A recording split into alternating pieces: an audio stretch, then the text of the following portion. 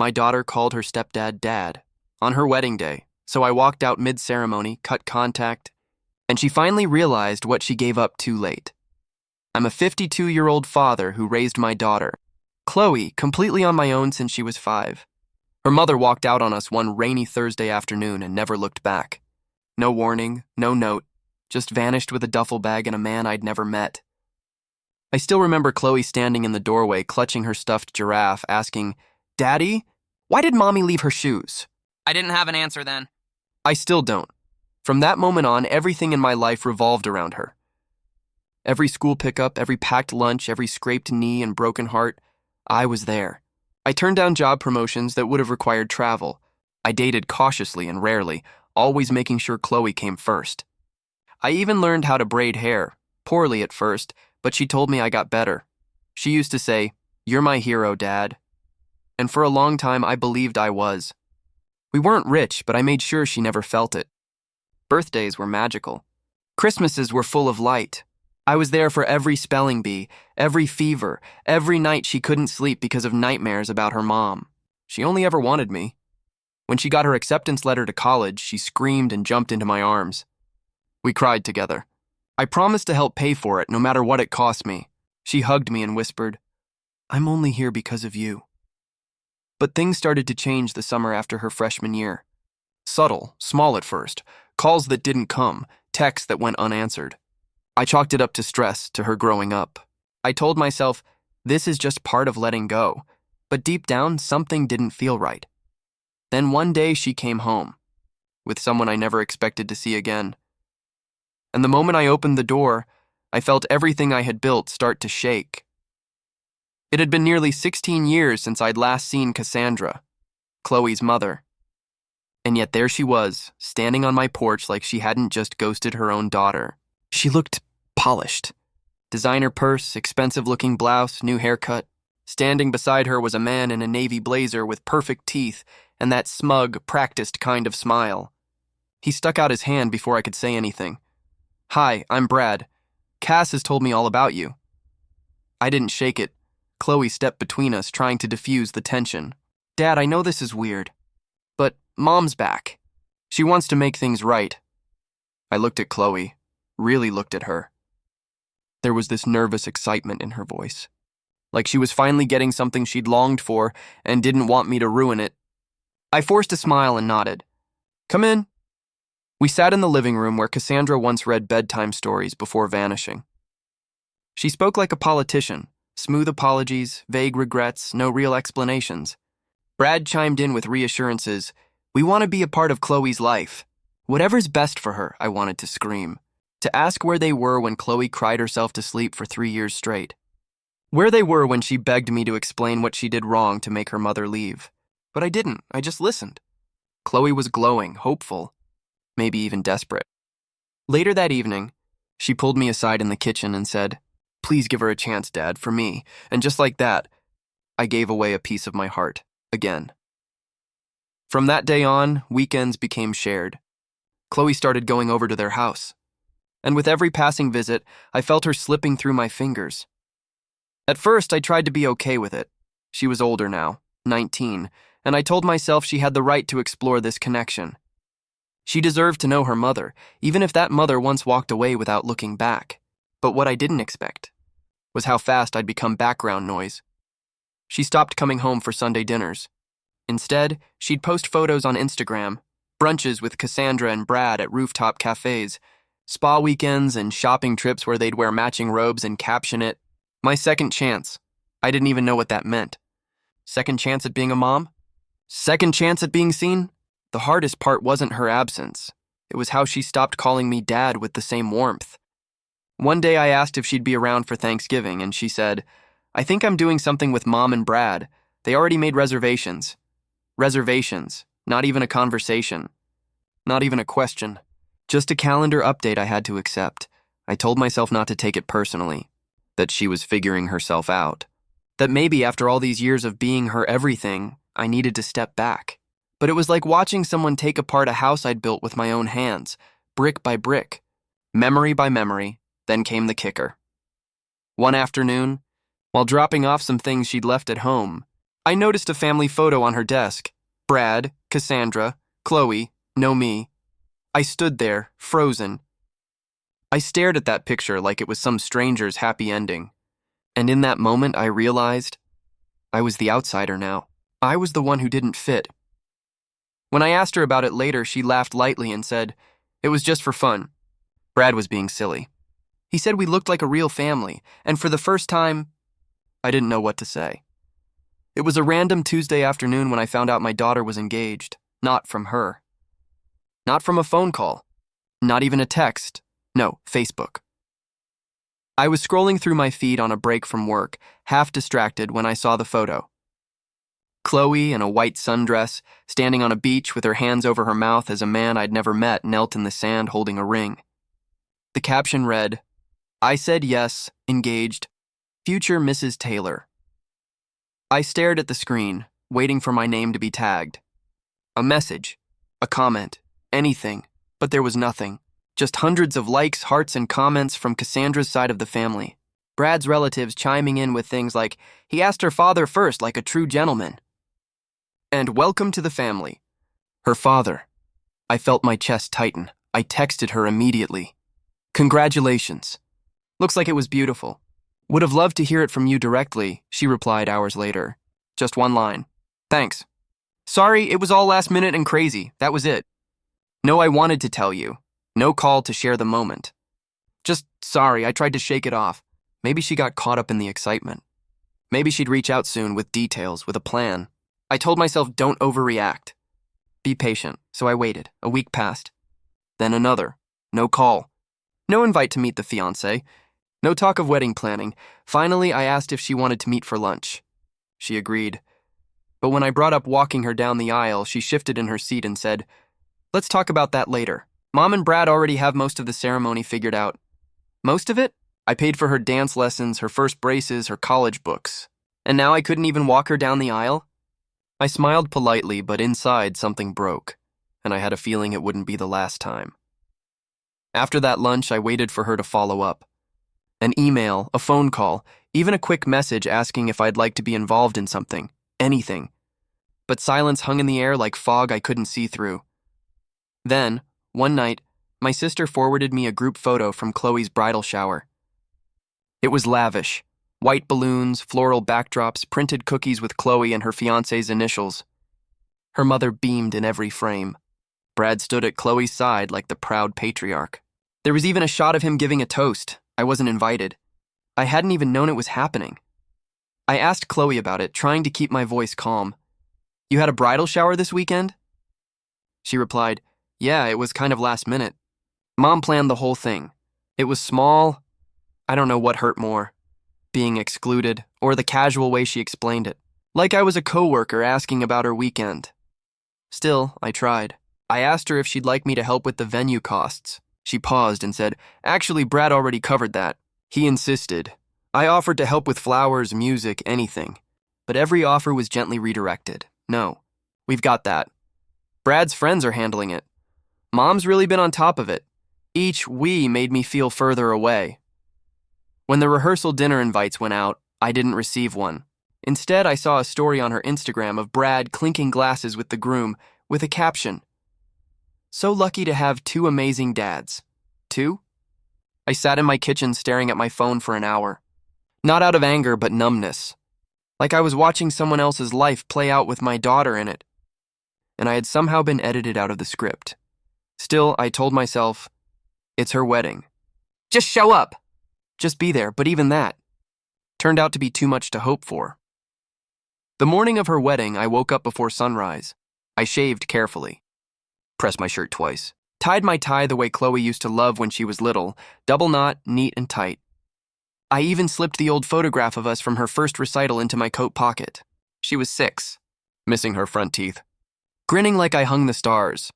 I hadn't slept much the night before. My chest felt heavy, like I was preparing for something I couldn't name. When I arrived at the venue, no one greeted me. No usher, no coordinator, no cousin waving me over. Just a young staffer who pointed toward the general seating area and said, "You're in the middle left row, sir." Middle left. I looked around. Brad's family sat up front.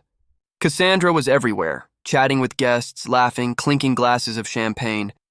Brad stood near the altar in a crisp tux, shaking hands like he was the proud father of the bride. I scanned the place for Chloe, hoping maybe she'd peek out and wave. Nothing.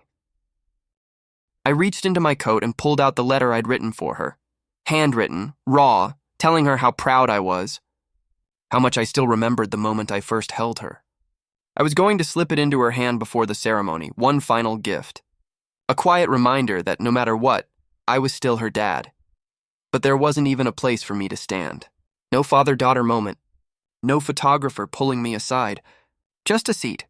Like any other guest, the lights dimmed. Music swelled.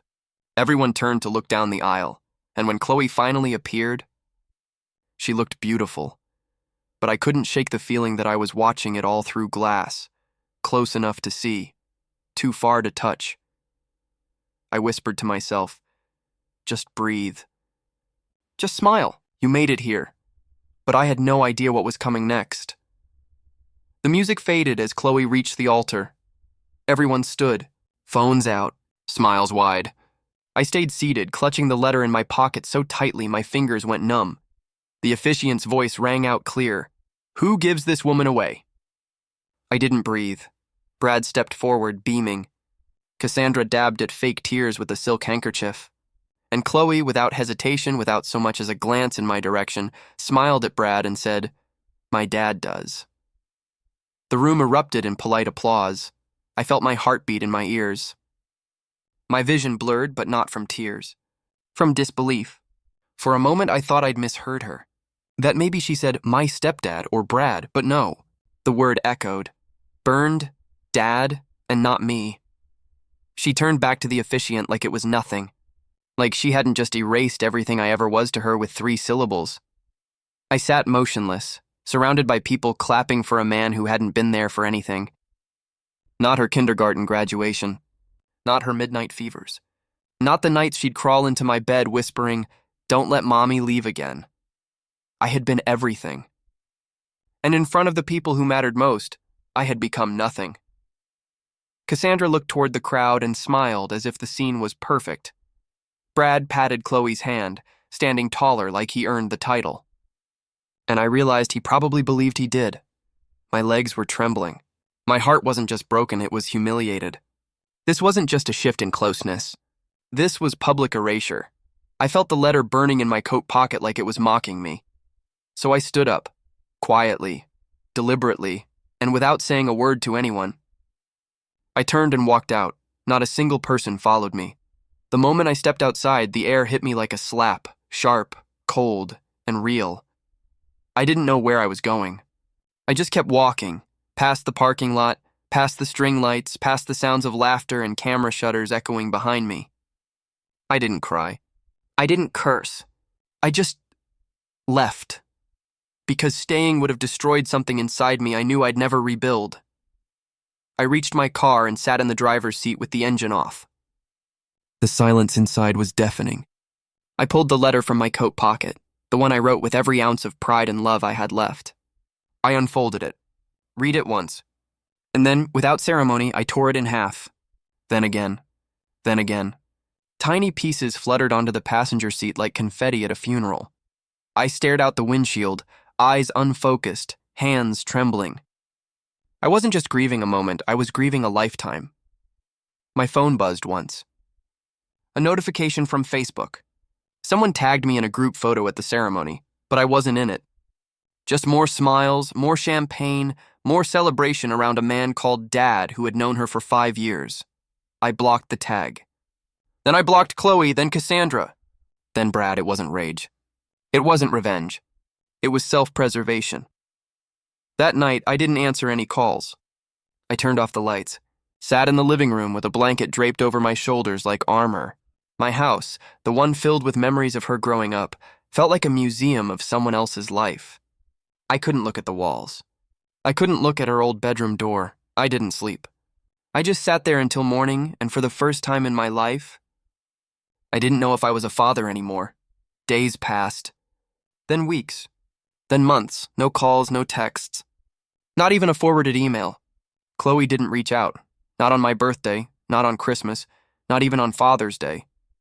The silence was so complete it almost felt intentional. Like I was being erased. On purpose. Friends tried to comfort me. She probably feels guilty. Maybe she's waiting for you to reach out. But I didn't want to reach out.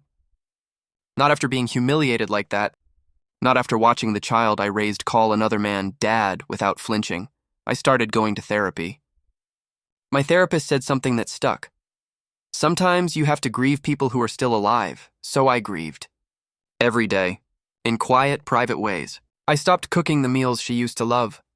I boxed up her childhood art and stored it in the attic. I deleted the folder on my phone labeled Chloe's wedding ideas because she never asked for them. Because she never wanted them from me. My sister called one day and said, "You should talk to her. She's still your daughter." And I said no. She was my daughter. Now she's someone else's. I didn't say it to be cruel. I said it because I didn't know who Chloe was anymore. And I wasn't sure she knew either. The ache dulled eventually, but never disappeared. I filled my time with work, volunteering, anything that didn't involve staring at my phone hoping her name would appear. And then, almost 2 years later, it did. A letter. Handwritten. No return address. Just my name. The handwriting was familiar. The opening line made my throat close. "Dad, if you're even willing to read this, please know I'm sorry." I read that line 10 times before I had the strength to keep going, and what she wrote next broke me all over again. The letter was 8 pages long. Every word looked like it had been written through tears. Some lines smudged, some rewritten. The handwriting got shakier toward the end. She began with a simple confession. I was trying to fill a hole. Not just in my life, but in myself. She told me Brad left. 6 months after the wedding, he walked out. No warning, no fight. Just a note on the counter and an empty closet. Chloe came home from work and found her mother sitting at the dining table, staring blankly at a wine glass. Cassandra blamed Chloe for everything. Said Brad got tired of playing stepdad. Said the wedding attention made him feel like a placeholder. Chloe tried to defend herself, but her mother turned cold, critical. Suddenly, Chloe was ungrateful, immature, not enough. The same woman who had vanished years ago now accused her of being the reason another man left. That's when it clicked for Chloe. The pattern. The cycle. How she had longed so deeply for her mother's approval that she abandoned the one person who never stopped showing up. Me. She said she wanted to reach out sooner, but shame consumed her. Every time I picked up the phone, I pictured your face that day. When I called him Dad, I can't forget it. I don't know how you ever will. She talked about the silence in her new apartment. How holidays felt hollow. How none of Brad's family ever checked in again. How her mother started dating within months. How everyone moved on. Except her. I lost a father who loved me like no one else ever will, and I don't know if I deserve to be forgiven.